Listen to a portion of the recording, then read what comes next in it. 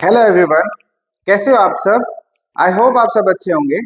मेरा नाम है भरत पवार एंड मेरे चैनल का नाम है bio simplified with Bharat sir. और हम क्लास 11th का एक चैप्टर जो हमने ऑलमोस्ट कंप्लीट कर लिया है, that was the last thing जो आज मैं लेके आया हूँ आपके लिए। Differences between the monocot and dicot leaf, ऐसे ही हमने पूरा चैप्टर डिस्कस किया है विद द डायग्राम। ओके, तो आज मैं डिफरेंस बताने वाला हूँ। डिफरेंस ऐसे अगर एग्जाम में जैसे आप ये चीजें याद रखते हो, वैसे तो अगर देखा जाए ना, मोनोकॉट लीफ और डाइकॉट लीफ काफी वेज में सिमिलर है, काफी सारी चीजें उनमें सिमिलर है। एपिडर्मिस भी होता है, मेसोफिल हेड्स भी होता है, स्टोमेटास भी होते हैं, xylem and phloem, vascular bundles भी होते हैं, एवरीथिंग इज सेम। बट काफी सारी चीजें डिफरेंस भी होते हैं उसमें है। वो डिफरेंसेस क्या है वो मैं आपको बताने वाला हूँ आज। ठीक है, तो total I have bring 6 differences. वो एक एक करके हम बात कर लेते हैं। ठीक है, बाकी सब चीजें लगभग सेम होती है। जब हम शेप की बात करते हैं और साइज की, शेप एंड साइज की बात करते हैं, तो उनका शेप नैरो होता है। ठीक है, और ये काफी लॉन्ग होती है, कंपेरेटिवली डाइकॉट से थोड़ी लॉन्गर होती है मोनोकॉट लीव्स। ठीक है, नैरो होती है, मतलब ये ऐसे स्प्रेड नहीं होती, ऐसे थोड़ी सी इस टाइप से होती है। मैं बना के दिखाता हूँ आपको। ठीक है, जैसे जैसे मान लो ये एक लीफ है ना, तो वो ऐसे है,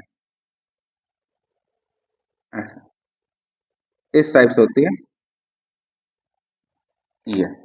और जब ये लीफ आप देखोगे ना, तो कुछ ऐसी होती है, ब्रॉडर होती है, और थोड़ी सी इनसे साइज में क्या होगी, कम। ठीक है, थोड़ा सही ढंग से बनाता हूँ।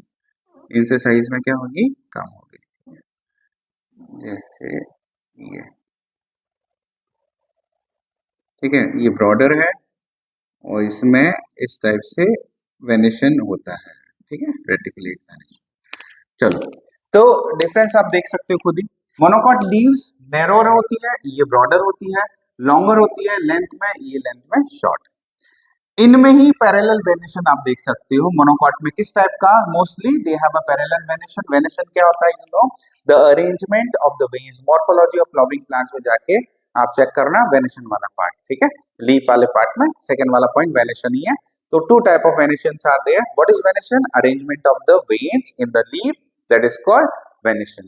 And there are two type of venation: parallel venation where the veins are parallel to each other, and second is reticulate, जहाँ पे आप क्या देखोगे कि जो वेन्स है वो मिड रिब से ऐसे स्प्रेड हो रही है और फिर उनसे और लेटरल वेन्स निकल रही है, जिससे एक वेब जैसा स्ट्रक्चर बन रहा है। ठीक है, वेब जैसा स्ट्रक्चर बन रहा है, उसको हम क्या बोल रहे हैं? रेटिकुलेट वेनिशन बोल रहे हैं। तो डाइकॉट में रेटिकुलेट होता है लीफ में, और इनमें पैरेलल होता है। फिर स्टोमेटास की बात करते हैं। तो स्टोमेटा में आप मोनोकॉट लीफ में और डाइकॉट लीफ में आप देखोगे, तो मोनोकॉट लीफ जो है उसमें स्टोमेटास जो होते हैं ऊपर वाली सरफेस और नीचे वाली सरफेस पे इक्वल होते हैं। Number of stomatas are found equally on both surfaces, upper and lower surface. Adaxial surface and abaxial surface पे इक्वल होता है। यहाँ पे अनइक्वल होता है, लोअर सरफेस पे ज्यादा होता है और ऊपर वाली जो सरफेस है उस पर बहुत कम, और नीचे वाली जो लोअर सरफेस है वहां पे काफी ज्यादा होता है।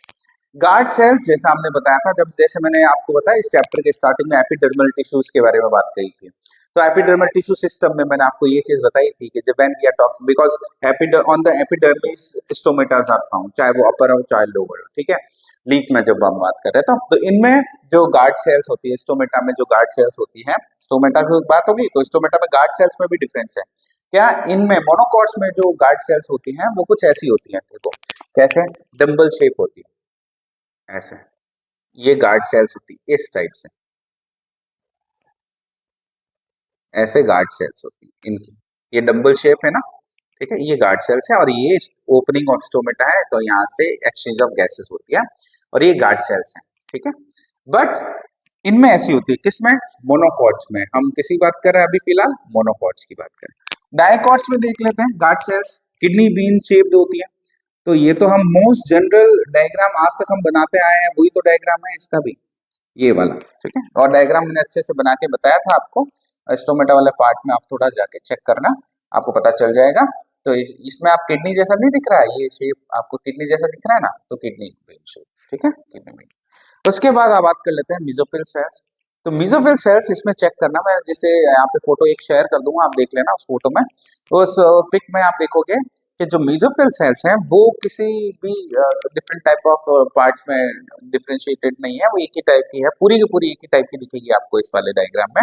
और इधर आप जब देखोगे, मैं यहाँ पे शेयर करूंगा, उसमें आप देखोगे दो टाइप की सेल्स है, एक पैरेलल चल रही है कॉलम शेप है और एक स्पेरिकल है जिसको हम स्पॉन्जी सेल्स बोल रहे हैं, और वो दोनों मिलके हम मेसोफिल सेल्स की बात करते हैं। और because you know that the number of chloroplast are found in mesophyll cells, चाहे ये हो, because chloroplast is the place where the photosynthesis takes place, ठीक है। तो वो है मेसोफिल वाला पार्ट हो गया। फिर बुलिफॉर्म सेल्स होती हैं। बुलिफॉर्म सेल्स क्या होती है, मोनोकॉट में होती है, डाइकॉट में तो होती ही नहीं है। मोनोकॉट में क्या कि आपको पता है कि जब लीफ में और प्लांट में जब सफिशिएंट अमाउंट ऑफ वाटर होता है तो ये जो बुलिफॉर्म है लीफ के अपर सरफेस पे प्रेजेंट होती है। कलरलेस एम्प्टी स्पेस होता है, ये मॉडिफाइड एपिडर्मल सेल्स होती हैं, लार्ज स्पेस होता है। तो जब लीफ और प्लांट में सफिशिएंट अमाउंट ऑफ वाटर होता है तो इनमें वो वाटर फिल हो जाता है, जिससे वो लीफ जो है वो कर्ल्ड नहीं होती, वो सीधे स्ट्रेट रहती है। लेकिन जब वाटर कम हो जाता है उस पर्टिकुलर प्लांट में, तो जो बिली फॉर्म है वहां से भी पानी कम होगा। जब वहां से वाटर कम हो जाएगा तो वो क्या हो जाएगी, श्रिंक होगी। वो श्रिंक होगी तो लीफ को कर्ल कर लेगी, सो दैट ज्यादा ट्रांसपिरेशन नहीं हो। ऐसे वो ट्रांसपिरेशन से बचाने के लिए बिली फॉर्म जो सेल्स है हेल्प करती है, कर्ल हो जाएगी, सरफेस एरिया कम हो जाएगा, ट्रांसपिरेशन कम होगा, वाटर लॉस कम होगा।